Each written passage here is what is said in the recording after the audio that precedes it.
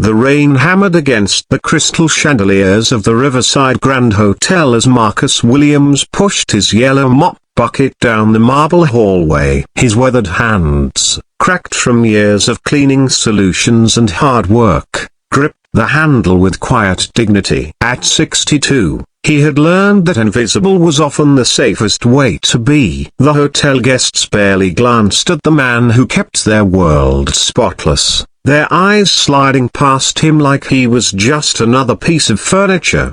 But Marcus carried something they couldn't see, a symphony that lived in his chest, melodies that had been silenced by circumstance but never truly died. Tonight, that music would refuse to stay quiet any longer. The evening had started like any other. Marcus arrived at 6 p.m. sharp, just as the hotel's elite clientele began gathering for the annual charity gala in the grand ballroom. Women in $1,000 gowns glided past him, their perfume creating invisible barriers between his world and theirs. Men in tailored tuxedos discussed business deals worth more than Marcus would earn in a lifetime, their voices echoing off the walls he had just finished polishing. "Excuse me." A sharp voice cut through his thoughts. Mrs. Wellington, the hotel manager, stood before him with her usual expression of barely contained irritation. "The ballroom needs to be pristine before the auction begins. We have some very important donors tonight." Marcus nodded respectfully. "Yes, ma'am. I'll take care of it right away." As he entered the ballroom, his breath caught in his throat. There, bathed in golden spotlight, stood a magnificent Steinway grand piano. Its ebony surface reflected the room's opulent decorations like a dark mirror, and Marcus felt his fingers twitch involuntarily. It had been 3 years since he touched piano keys, 3 years since he'd lost his job as a music teacher when the school district made budget cuts. 3 years since he'd been forced to choose between his pride and his survival.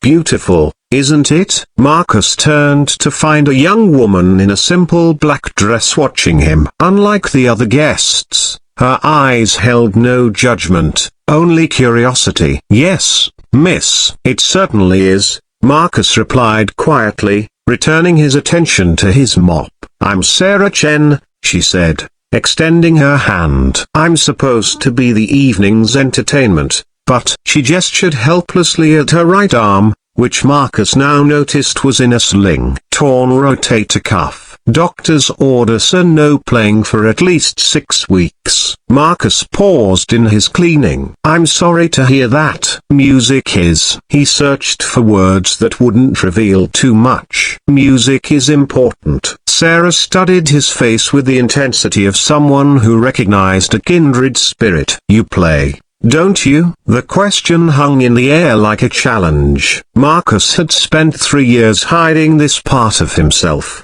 burying it beneath the uniform and the humble work that kept food on his table. But something in Sarah's voice, or perhaps the same longing he felt every time he heard a melody, made him nod slowly. "I used to," he whispered. Before either could say more, Mrs. Wellington's voice boomed across the ballroom. "Marcus, what are you doing chatting with the guests? Get back to work immediately." Heat flooded Marcus's face as dozens of elegantly dressed people turned to stare. He saw their expressions shift from mild interest to dismissive amusement. Here was the help, forgetting his place. "Sorry," he muttered, pushing his mop bucket toward the far corner of the room. But Sarah followed him. "Mrs. Wellington," she called out, her voice carrying across the suddenly quiet ballroom. "I'm afraid there's been a complication with tonight's performance." The manager hurried over, her face pale. "What kind of complication?" "The auction begins in 20 minutes. My injury is worse than I thought. I can't play tonight." Sarah's lie was delivered with such conviction that even Marcus believed it for a moment. "However, I believe I may have found a solution." She turned to Marcus with eyes that seemed to say,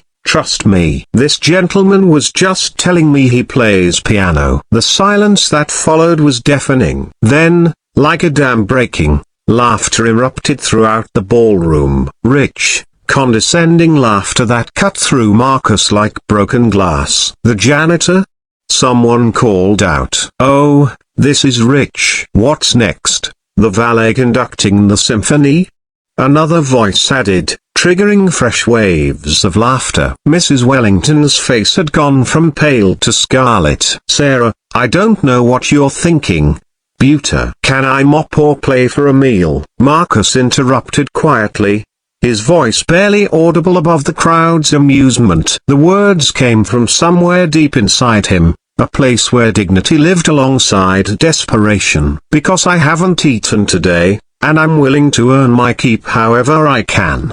The laughter died as suddenly as it had begun. Something in his tone, not begging, but not proud either, just honest, created an uncomfortable silence. Sarah stepped forward. "Give him 5 minutes. If the audience isn't satisfied, I'll figure out something else." Mrs. Wellington looked around the room at faces that showed everything from skepticism to cruel anticipation. Several wealthy donors had their phones out, clearly expecting to record what they assumed would be an embarrassing spectacle. "Fine," she said finally. 5 minutes. "But when this goes badly, it won't," Sarah said firmly. Marcus walked to the piano on legs that felt disconnected from his body. The bench seemed both familiar and foreign as he sat down, his work-worn hands hovering over keys that gleamed like ivory teeth. For a moment, the weight of every eye in the room pressed down on him like a physical force. Then he closed his eyes and let his fingers find their home. The first notes of Chopin's Ballade No. 1 in G minor floated into the silence like a gentle rain after drought. Marcus's hands,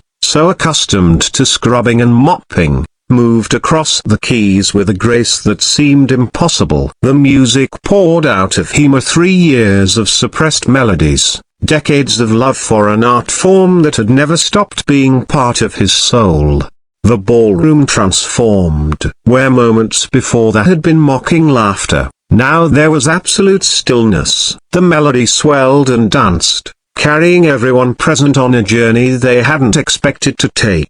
Marcus's playing wasn't just technically perfecto, it was alive with emotion, with story, with a kind of depth that could only come from someone who had known both beauty and struggle. As the piece built to its climactic passage, Marcus felt tears on his cheeks. This was who he was, and not just the man who cleaned their floors, but the man who could make music weep and soar and sing. His fingers found every nuance, every delicate phrase, building toward a resolution that left the final notes hanging in the air like a prayer. When silence returned, it lasted for several heartbeats. Then, slowly, someone began to clap. Others joined, and soon the entire ballroom erupted in applause that was nothing like the earlier laughter. This was applause born of amazement, of recognition, of shame for their earlier assumptions. Marcus opened his eyes to find Sarah smiling at him through her own tears. Around the room, he saw faces that had been transformed by his music, some moved to tears, others simply stunned by what they had witnessed. "Ladies and gentlemen," Sarah announced, her voice thick with emotion, "I present Marcus Williams, not your janitor, but a master musician who has been hiding in plain sight." Mrs. Wellington stepped forward, her face a mixture of embarrassment and wonder. "Marcus, I had no idea." "Why didn't you ever?" "Because you never asked," he said gently, without accusation. "And because sometimes we become what people need us to be, even when it means setting aside who we are." An elderly man in an expensive suit approached the piano. Marcus recognized him as Mr. Harrison, one of the hotel's most influential regular guests. "Young man," he said, his voice gruff with emotion, "I've heard performances at Carnegie Hall that didn't move me half as much as what you just did. What are you doing cleaning floors?" "Surviving," Marcus answered simply. "After I lost my teaching position, this was honest work. I'm grateful for it." Mr. Harrison turned to address the room. "Tonight was supposed to be about charity, about helping those in need. But maybe we've been looking in the wrong places. He faced Marcus again. How would you like to teach private lessons to my granddaughter? She's been struggling to find passion in her music. I think you might be exactly what she needs. And my son, called out a woman in a silver gown. He's been taking lessons for years but has no soul in his playing. The community center has been looking for a music director, added another voice. The pay isn't much, but Marcus held up his hands, overwhelmed. I don't know what to say. Say yes, Sarah whispered beside him. Say yes to becoming yourself again. As the evening continued, Marcus found himself surrounded by people who really saw him for the first time. The charity auction raised twice its expected amount, with several donors specifically requesting that portions of their contributions go toward establishing a music scholarship fund in Marcus's name. Later, as the guests filtered out into the night, Marcus sat alone at the piano, his fingers moving slowly over the keys in a gentle improvisation. The yellow mop bucket still stood nearby, a reminder of where the evening had begun. Sarah approached, having stayed behind to help pack up the sound equipment. You know, she said thoughtfully, I wasn't really lying earlier. My shoulder does hurt, and I wasn't sure I could give those people the performance they deserved. But she smiled. You gave them something they didn't even know they needed. Marcus looked up at her. What's that? A reminder that dignity and talent don't depend on job titles or bank accounts. That sometimes the most extraordinary people are the ones we walk past every day without seeing. She paused. Thank you for that reminder. As Marcus finally wheeled his mop bucket toward the storage closet for the last time, he reflected on how a single evening had changed everything. Tomorrow, he would still arrive at 6 p.m. but as a music teacher preparing to use the hotel's piano for lessons, not as the invisible man who cleaned its floors.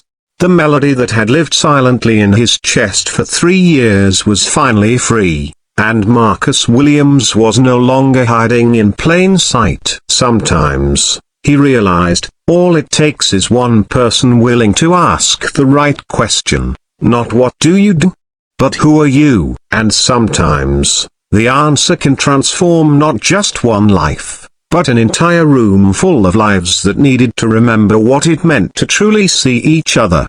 The rain had stopped, and through the hotel's grand windows, Marcus could see stars beginning to appear in the clearing sky.